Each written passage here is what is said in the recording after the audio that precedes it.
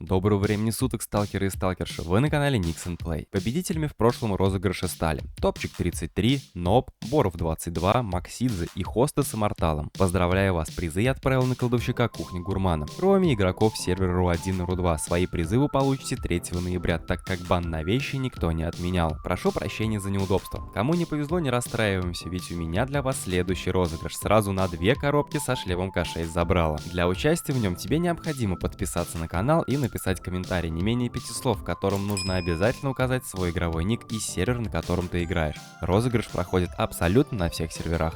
В одном из последних видео подписчик попросил снять ролик о том, какое оружие обменять новичку на мертвые яблоки. Я немного подумал и пришел к выводу, что тема на данный момент актуальна, и почему бы мне не помочь новичкам и не проанализировать данную тему. Приятного аппетита всем, кто кушает. Ассортимент оружия на обмен по сравнению с прошлогодним ивентом у Папа изменился, и на сегодняшний момент из оружия он предлагает ФАМАС F1, Гроза 1 и Кольт М16А3. Все они стоят по 2000 яблок на обмен. Так вот, что из предложенного выбрать? Сейчас попробуем разобраться.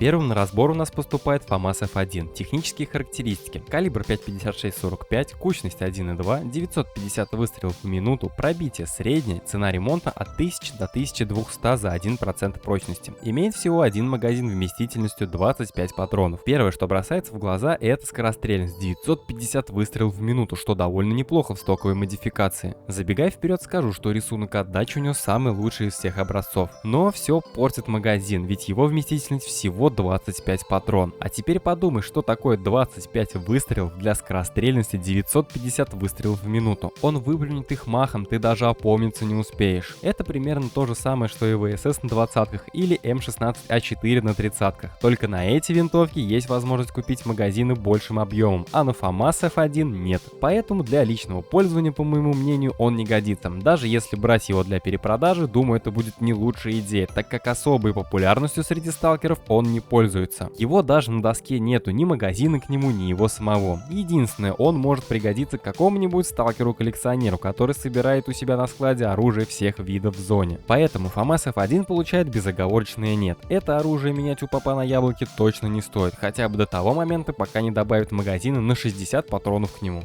Также ПОП предлагает винтовку М16А3. Калибр все тот же 5,56-45, кучность 1,2, скорострельность 750 выстрелов в минуту, влияние на пробитие высокое. Имеется возможность установить кучу приблуд, фонари, различные прицелы и рукоятку. А самое главное, у этой винтовки, в отличие от предыдущей, есть возможность использовать магазин на 30, 60 и 100 патронов. Причем станаги на 60 в цене не сильно дорогие. Но это не ДМ-ка, именно так называет это оружие мой друг, у сталкеров не в ходу. Скорее всего, это связано с ее характеристиками, ведь в игре есть М16А4, которая будет намного лучше своего предшественника даже в стоке. Рисунок отдачи приятнее, да и цена ремонта между 3 и 4 М-кой отличаются примерно на 4000, а для новичка цена ремонта в 18 тысяч за 1% прочности будет весьма дорогая. М16А3 я на доске не нашел ни на Евро, ни на РУ3 серверах. Отсюда окончательно убеждаюсь, что эта М-ка у сталкеров популярностью и диким спросом не пользуется. На яблоке ее выменивать я бы точно не стал. Оно и понятно, проще будет купить топовую М16А4, пусть даже в стоке, и бегать с ней, ну и потихо модифицируя и закупая на нее обвесы.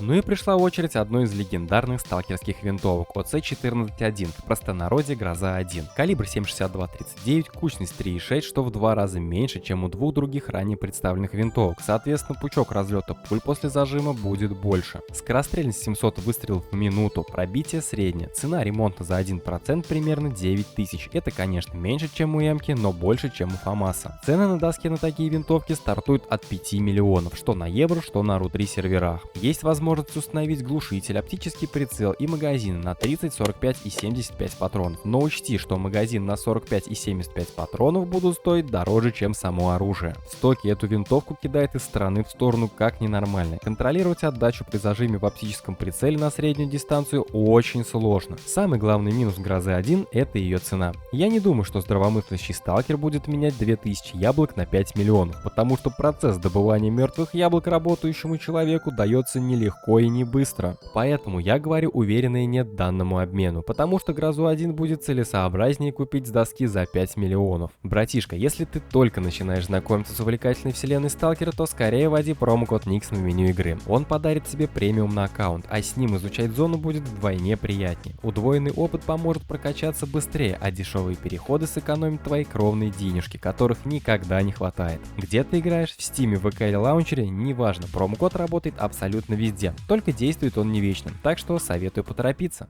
Так какое же оружие из 3 предложенных выбрать? Да никакое, потому что достойного и ценного обмена в этом году у попа я не усматриваю. В прошлом году, помню, была МП5А2 и СД. Я обменял свои яблоки на МП5А2 и продал ее, так как у меня уже была такая.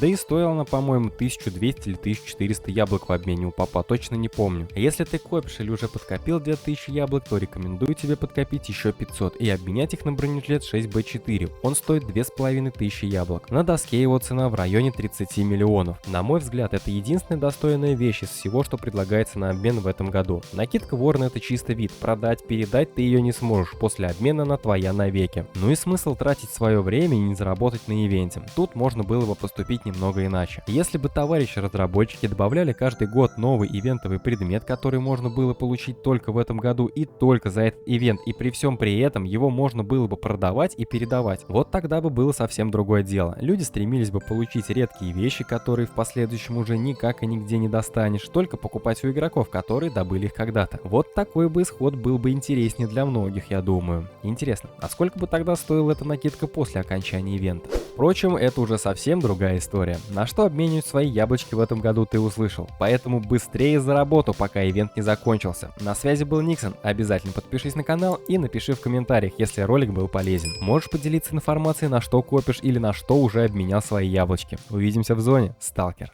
Удачной охоты, сталкер.